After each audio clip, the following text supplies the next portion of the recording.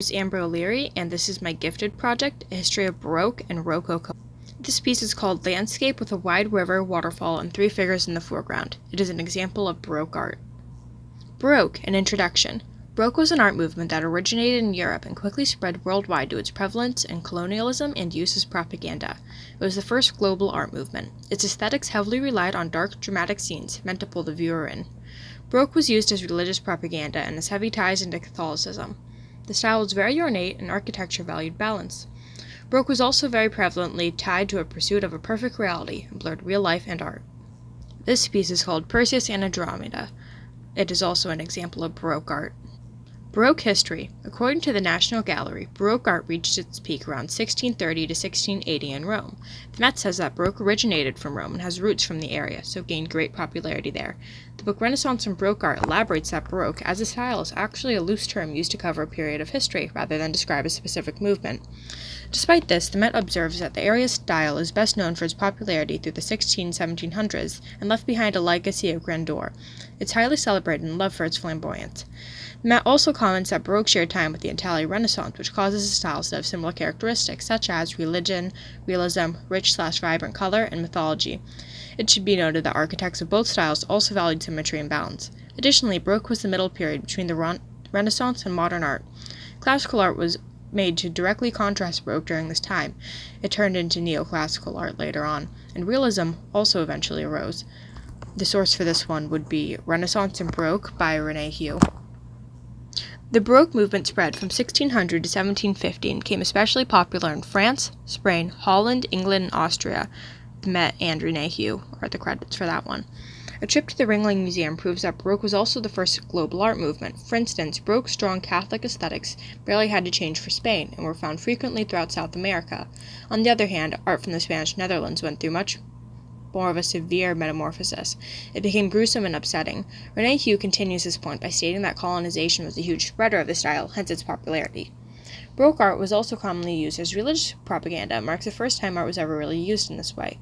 Baroque was a wonderful movement to choose for propaganda since it used drama and emotion to draw the looker in. This can cause people to feel emotions over a subject that they wouldn't have thought about before, which means they likely would have been influenced in a new way. Some traits of Baroque art were also adapted from foreign places, porcelain being a prime example. Baroque art's presence eventually began to fade, and after a while quickly came to be respected by only Germans and scholars. What does this mean? Basically, the Baroque came from Rome and shares many similarities with Renaissance art. The style was popular mainly throughout Europe but stretched out worldwide. Additionally, the art valued drama and emotion and style, which caused it to be used rather successfully in religious propaganda. Religion within the movement. Baroque became prevalent during the Catholic Counter-Reformation. The National Gallery claims that this is because Baroque was very suitable for drawing new people into the church. Its drama helped people feel included into an art piece and brought biblical scenes and stories to life, like never before. According to information plagues scattered throughout the Ringling Brothers Museum, when the style was brought to Spain, it was dialed to high. Spanish Baroque is extremely religious and includes very many different perspectives as a style. For instance, Spanish Baroque art has a theme of only listening to God because only his words last forever. Catholicism was very important to the Spanish at this time, so learning about different Spanish religious orders is key to understanding Spanish Baroque art. Franciscans wore brown robes with a knotted cord for a belt. Dominicans wore black robes with a white belt. They were used to convert Native Americans and were commonly found in missionaries. Benedictines were all black with a knotted cord belt. They're known for being moody and silent and weren't very prevalent in art. Spain might have been very Catholic, but it also had an Islamic past. This shined through in some of its architecture during this time. Another thing that contributed to the Spanish Baroque was gilt and gold. The gold was found in South America and was a key reason that Baroque became so prevalent in that region. Baroque ended up spreading to other places such as Holland, where it was too big to be controlled by only Catholics or a single mindset. However, here it switched from Catholic to Protestant. Judas with the head of Holofernes. This is also an example of Baroque art. St. John with the Book of Revelation. Baroque art. Baroque as a style. According to the Met and the National Gallery, Baroque was popular in the 17th and 18th centuries. This style had a lot of flair and ornate aesthetics that inspired awe into the viewer. The drama of Baroque was supposed to make the viewer feel like they're within a scene. The spirit was suitable for the church at this time. Baroque was commonly used in non-religious contexts such as portraits, mythical subjects, and still lifes.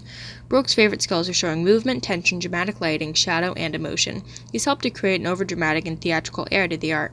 The Italian Renaissance and Baroque movement shared some time together, which caused them to develop similar characteristics, including religion, realism, rich/vibrant color, and mythology. Architects of both styles also utilized symmetry and balance. Despite these similarities, Baroque was set apart from its predecessor by its lavishness, which cannot be exaggerated enough. The only thing that could top it is Rococo. Drama united Baroque paintings. This is evident in the style of painters like Caravaggio and Rembrandt. These two's drama can mainly be found through their contrast of shadows and highlights. Other artists created drama with movement, such as Konieczny, Pushkin, and Rubens, who used their abilities to showcase ancient mythology and biblical stories. Rubens specifically used a very unique color palette. The materials of the artist in the use in painting, Max Stirner says that he, quote, avoided painting in such a way that the color sank in. The luminous clarity of his work was proof of his excellence of his technique. His colors had so much brilliance and binding medium that, like Aix pictures, they had a gloss without needing to be varnished. Within Baroque sculpture, dynamism can be found. This is exemplified through contour, silhouettes, and drapery. Artists like Bernini were also known to use the medium to create movement. Other things were also added to these pieces to add extra movement, such as fountains in architecture. Similar to Renaissance sculptures, these works were usually present in stately buildings. They're also commonly commissioned for places like churches or palace gardens. Furniture within Baroque interiors featured a pattern called scrolling, similar to that of spiraling foliage. Putti were also common. Putti is a term for baby Cupid angels commonly seen in art. They're also commonly found in tapestries and paintings. Baroque architecture features a lot of relief carvings, gilded accents, and Solomonic columns. A relief carving in architecture is when a panel with sculpted elements remains attached to the background of the same material. A Solomonic column is simply just a twisty column. Domes were also found, but style varied from region to region. In addition, documentaries such as Baroque's Dark Art by Perspective add on important information. For example, the regional differences of Baroque were also due to royalty and monks controlling commissions, meaning that people with similar upbringings, along with experiences and cultures, would often commission an artist with similar such traits. Example of this is how upsetting art from the Spanish Netherlands is, due to multiple artists taking inspiration from each other. It is notable that Spain had some influence over this area, but it is now mostly erased. Despite its erasure, much monumental art was created. Peter Paul Rubens is the most famous example, despite being from Holland. By the time Baroque reached Holland, it was too big to be only controlled by a single religion or mindset. Baroque was one of the first art movements to reach Holland. It was also one of the first art movements to show that people were as interested in weakness as they were in strength. It also helped to show that everybody had a place in art. Baroque was placed around with composition in terms of placing numerous people within a picture. The book Age of Baroque also has a lot to add to this topic, including that Baroque took influence from the antique. Following it was classical art. Classical art is Roman, not Greek. It also pushed many boundaries. Colonization was a huge reason for this. An example of this being porcelain, since it wasn't used as an art out in the West until the Baroque ages. Baroque itself is a very loose term used to describe a period of art history, not a movement itself. Stylistic terms also only exist to describe a work. Baroque and Rococo didn't exist as terms until retrospect, for instance. Classical art was also the movement following Baroque, and was made to directly contrast its predecessor. Within the art, Baroque architects were usually treated badly and not seen as quote-unquote real artists, while painters were seen as much better. This was the trend for a while. However, the dislike of the style eventually spread to all mediums within the style. Baroque eventually got its good rep, though. During the reign of Baroque art, the style was heavily influenced by authority, and Rococo's time was influenced by skepticism. Baroque prioritized hierarchy, precedence, degree, and maintenance of authority. Baroque is also when art was originally being used as propaganda, hence things like authority being valued within the style. Baroque specifically uses great emotion and drama to draw the reader in, which is why it was used as propaganda. If the reader was made to feel heavy emotions over a subject, then it was likely that they would agree with the point being made about said subject. The Baroque believed that art should show hierarchy and perfection, that art was a way to exemplify ideals. These beliefs were great for religious propaganda because it was easy to read and understand. It makes it easy to plant a seed of thought into someone's head. This helped convert people into the beliefs of Christianity. It was also believed that true nature was always imperfect, so art had to be made to show perfection so it could be made better. There was a lot of debate around form and color during this period, mostly between classical and Baroque artists due to the difference in style. Some believe Baroque's color discourse was due to its pursuit of perfection. Idealization is a form of perfection which slowly became present in Baroque, which had changed from realism by showing the world through rose-colored glasses. Baroque also created a lust for physical appearance through its rose-colored glasses, due to how it tends to blur art and life together. Not only did life change at this point, but art mediums also began to shift. Architecture began to act more like sculpture, and sculpture began to act like painting. All these factors each individually play off of each other and contribute to Baroque in their own unique ways. The Flaying of Narcissus by Apollo, Baroque art. Artist. For this source, only two sources are present. The source of information on Canaletto was the National Gallery, while the source of Velázquez and Peter Paul Rubens was the documentary Baroque's Dark Art and Art.org. Velázquez. He was the only well-known Spanish artist at the start of the 20th century. This was likely due to how dark and Catholic his art was. He was an example of the dark Catholic and foreign Spanish Baroque art. Velázquez also created a series of portraits of different martyrs in current fashionable clothing, which made him well known. It was rumored that the textiles shown were his father's and that these paintings were advertisements for him. He was primarily hired by different Spanish religious orders. Monks were his specialty.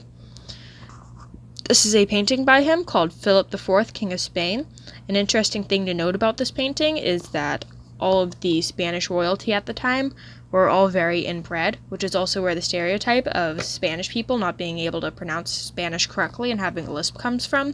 Their royal family had a deformity due to being inbred that affected their lips. This, of course, affected how they spoke.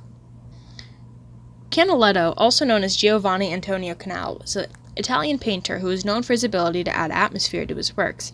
His works mainly famous Venice, London, and English country homes, and influenced generations of succeeding artists, including myself. Canaletto was born to a noble family, hence why a lot of his work is signed with his family's coat of arms. It is unknown how Canaletto started going by his name, but some people believe he was simply trying to distinguish himself from his father. He worked with his father and brother in Venice from 1716 to 1719, and worked with them later again in Rome in 1719 and 1720, where he painted scenes for operas. While in Rome, Canaletto changed careers from theater background painting to topographical painting. Topography is a description of a place's physical features, so Canaletto painted scenery and landscapes. His new work quickly made him famous. Canaletto's work kept a theatricalness due to his past experiences, something that he is now known for. Canaletto made most of his money throughout his career from foreign patrons. The Prince of Liechtenstein, for example, commissioned 4 large portraits from him. Canaletto had a great understanding of shadows, clouds, and the light that buildings created, which reflected how he worked outdoors. Working outdoors was also highly unusual at the time. In the 1730s, Canaletto became interested in meeting foreign demands that commissioned souvenirs of Venice. This put so much pressure onto him that he eventually only worked from drawings and engravings rather than nature as he preferred. He also began to use the camera Autica. Canaletto made so much artwork of Venice that people began to think he was running a rather large studio instead of just being himself. Canaletto had no rivals and business was booming. This wasn't for the best, however, and began to worsen his person. Owen Maxwell, one of Canaletto's patrons, wrote this on him in 1727, quote, "The fellow is whimsical and varies his prices every day, and he that has a mind to have any of his work must not seem too fond of it, or he'll be worse treated for it, both in the price and painting too." The War of the Australian Succession, 1740, eventually limited the amount of people traveling to Venice, which caused Canaletto to lose customers. That wasn't very good for his economics, but must have humbled him a bit.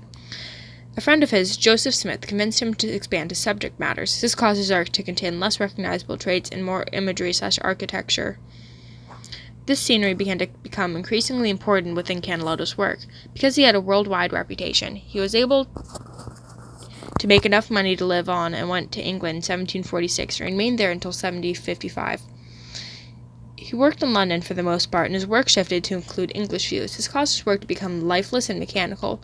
When he eventually returned to Venice, he was met with his reputation still intact. Peter Paul Rubens. He created quite a lot of art within his lifetime. He was extremely productive and was also very fond of fat women.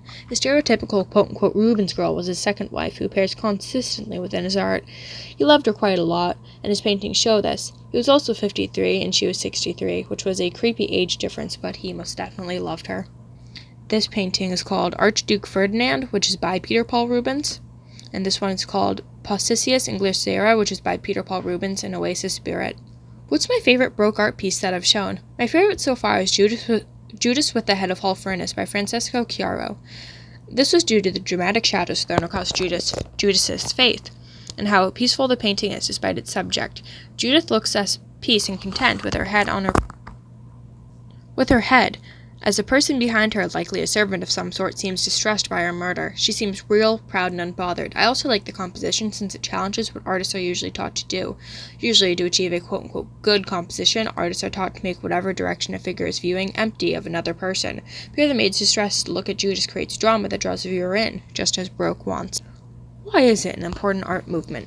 Baroque is an important movement due to its roots in religion, culture, and even older art movements. This, along with its popularity spread by people such as royalty, colonialism, and business, means it has a rich and prominent place in art history. Baroque also influenced styles later on, such as Rococo. All of the rich background and influence, along with how it dominated the world stage, helps to exemplify the work that went into this movement, along with how its art is extremely eye-catching and unique. These are my Baroque sources. Rococo. An introduction. Rococo art is best known for its over-the-top pastels and scenes depicting a simpler, better life. The style originated in France and takes stylistic inspiration from Baroque's decadence. Rococo was spread from French royalty to foreign royals due to things like balls. Rococo's name originates from crazy shell work. Fragonard Jean Hornet, The Swing, 1767. This is probably the most famous Rococo art piece, and it actually has a rather dirty innuendo. As you can see, the woman on the swing, dressed in pink, has her legs open. She's actually flashing the guy beneath her, who has his hand up to almost shield himself from her undergarments. Rococo history. The name Rococo originates from a world for shell work, like that of buildings, that compared Rococo to an entire chunk of the sea floor due to its decadence. Artnet.com. Rococo originates in Paris in the 18th century. After Louis XVI died during the French Revolution, the French court was safe enough from riding Parisians to move back to their mansions. They then decided to decorate their homes with soft designs and more modest materials due to how it was very dissimilar to what King Louis liked. According to Artnet.com, Rococo is still a very over-the-top style. For instance, SmartHistory.com says that the fresco in the Württemberg residential palace, painted by Tiepolo, is the world's largest continuous ceiling fresco.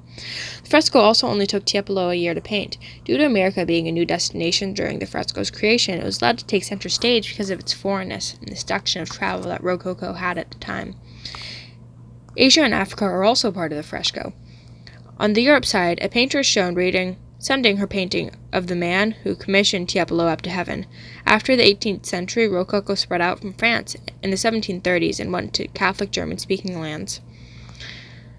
Britannica elaborates on their point by continuing that here it became a style of religious architecture that fused France's elegance, South German fantasy, and some leftover Baroque themes. SmartHistory.com says that Catholics became enamored by Rococo architecture and began to create pilgrimage churches, a church that is created to draw in tourism. Some of these churches would also tack on their own totally true religious stories to attract visitors. Rococo buildings are grand and made to bring in the viewer's eyes, such as the court chapel in the Würzburg residence in Germany, Britannica. ArtHistory.com adds that another example of an elaborate church would be the Basilica of the 14 Holy Helpers, where a shepherd heard a baby cry one night in the field. He went out to go and check on the baby and found nothing. The next night the same thing happened, except when he went out and checked, there was a simple baby holding a cross. It was baby Jesus. Yet again the baby appeared the next night, this time surrounded by 13 other babies. This time Jesus spoke to the man, wishing to erect a chapel in said field as an area for Jesus and his helpers to rest. To continue the point of the man wishing, the church was eventually built to bring in travelers. To continue the point of Rococo's European travel, Britannica observed that in Italy, Rococo was mainly focused on Venice. The style had already begun to decline by the 1750s, and by the 1760s, neoclassicism replaced it.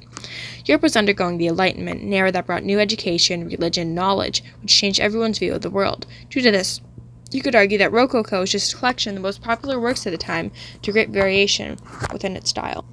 This is the Würzburg Chapel. Rococo influences. According to the Ringling Brothers online collection, French Rococo paintings were usually very easygoing and had mythological themes. Smart History also credits Rococo as being frilly and unserious. Rococo as an art style just wants to be over the top with its lightness and showcase pleasure. Travel is key to Rococo. People traveled with great enthusiasm and vigor. An idea in Rococo is that travel equals one of life's best pleasures. Pilgrimage was an extremely powerful creative force during this time. Bavaria was very important to Rococo. Many important buildings were made in the style there. Bavaria is also very Catholic. Dukes of Bavaria put many Rococo buildings into place in an attempt to get pilgrims to visit. Pilgrims were like a walking bank, so their money was very appreciated. The Renaissance is like a perfectly round pearl, while Baroque is like a misshapen but still beautiful pearl, and Rococo is a chunk of the sea floor. The term Rococo was originally an insult due to it being so over the top and shapeless. It was like crazy shell work. Rococo searched for freedom and oftentimes went too far. Luckily, it often came out glorious. An extremely popular Rococo destination was Venice. Claire the Rhino is also usually depicted in Rococo art. She reached Europe in 1741, where she spent the rest of her life. From here, she toured all of Europe's capitals. Claire is in more art than any other king or hero of the era. Claire's mother was killed by hunters when she was a few months old, but she was then saved by a Dutchman from the East India Company. She was raised in the man's house until she got too big to fit inside. She was then sold to a sea captain who brought her to Europe, which is when Claire started her own grand tour. In Venice, she was used to contrast the carnival ladies. In France, she stayed with Louis XVI and was painted life-size by Jean-Baptiste Udry. Claire was also rumored to inspire French hairstyles. Rococo's elegance was often contrasted with its subject matter, mostly that of weird animals. Ostriches were also popular Rococo animals. Another very important type of Rococo travel was that of artists from country to country, similar to how Claire traveled from country to country. This is the Basilica of the 14 Holy Helpers. It is considered Newman Balthazar's masterpiece. Rococo stylistic choices. Britannica cites that Rococo themes include scenes of love, nature, amorous encounters, lighthearted entertainment, and youth. An example of this is found in The Swing by Jean-Honor Fragonard. This piece is arguably also the most famous Rococo piece. Another thing found within Rococo is stucco adornments, aka boiserie, and mirrored glass. This is because French royals tended to like the look of those features, and because multiple points of view were commonly created by mirrors, doors, and windows in an attempt to be elegant. Royal courts around Europe had a large amount of cultural exchange taking place. This mainly happened within balls and other theatrical events. Japanese, Turkish, and Siberian culture influenced royal decoration at this time, which hierarchically diffused to the lower class. Architecture for the rich became steadily more and more cluttered in an attempt to be happier. Renaissance and Baroque art by René Hue. The Ringling Brothers Museum says that mirrored glass was also common because it helped to make it look more open and inviting. It also says that other common architectural features in Rococo were walls, ceilings, and moldings that were made to be delicate and filled with curves and counter curves. These took C and S shapes, as well as shell shapes and other natural forms. René Hughes says in his books Renaissance and Baroque art that Rococo included pale white rooms / pastel rooms with heavy gold detailing triumphantly, quote-unquote, growing across the wall. Decorative elements took inspiration from flora and gave an abstract impression of plants. This ran in pursuit of a picturesque fantasy. Partitions were commonly found within this quote-unquote plant life, which in turn gave way to rich paintings by some of the best. Over time, less and less ornamentation was used, which foreshadowed neoclassical art. Britannica says that these styles had a lot of asymmetry, elegance, curves, and paintings depicting walks of life. Rococo architecture is mainly influenced by Pierre Lapierre, J.A. Meusnier, Jean Borain, and Nicolas Piennoux. Rococo paintings were usually very graceful. Rich and delicate brushwork was a characterization of art during this era. Some other characteristics are a light tonal key coloring with a focus on color theory and the senses. Rococo also loved to return to a simpler life, such as pastoral life and the charm of shepherds. Marie Antoinette liked to pretend that she was a milkmaid and even had her own village dedicated to it. René Hue. Sculpture, on the other hand, was usually very small, had realistic proportions, and was a tad experimental when it came to surface effects. Ringling Brothers Museum. This experimentation is due to Rococo searching for freedom and oftentimes going too far. Luckily, it also oftentimes came out glorious. According to Renaissance and Baroque art, Boucher helped introduce mythology to Rococo. Venus, Eros, and Artemis make notable appearances in art. Rococo also showed a rather intimate view of love in all of its aspects, hence why Venus and Eros, two love gods, were very prominently shown. As opposed to Baroque, Rococo religious work was also a lot more intimate. What does this mean? This means that Rococo art took a lot of inspiration from the simpler things in life and loved nature and love as an inspiration. Rococo loved flora and intimacy. Styles strived to show simpler lives as a retreat from the hustle and bustle of every day and search for pleasure through its art. Worcestershire, Pilgrimage Church of Wise, Zimmermann Dominicanus. Rococo artists / important figures. Jean-Antoine Watteau and Augustus the Strong were important figures within Rococo. Jean-Antoine Watteau. Britannica reveals that he was considered the father of Rococo painting. He invented a style called Fitelles Galantes, which was scenes of courtship parties. He's best known for his depictions of elegantly dressed people outside, usually enjoying music. Augustus the Strong. Augustus was the ruler of Saxony and king of Poland, and was addicted to Chinese porcelain. His addiction was nicknamed Maladie de Porcelaine by the French. According to SmartHistory.com, Augustus once traded an entire regiment of Saxon dragoons for 48 Chinese vases, and also built himself a mock Japanese palace to house his porcelain. In over 20,000 pieces housed within. At the time, Europeans thought that porcelain had the magical ability to repel poison and be inflammable. Augustus wasn't very well liked, so he originally started collecting porcelain for those reasons. Augustus spent so much of the nation's money on porcelain that he ended up making porcelain a local trade, due to the Chinese guarding its recipe for porcelain for a very long time. Obviously, Augustus needed to imprison an alchemist to crack the code to his favorite art form.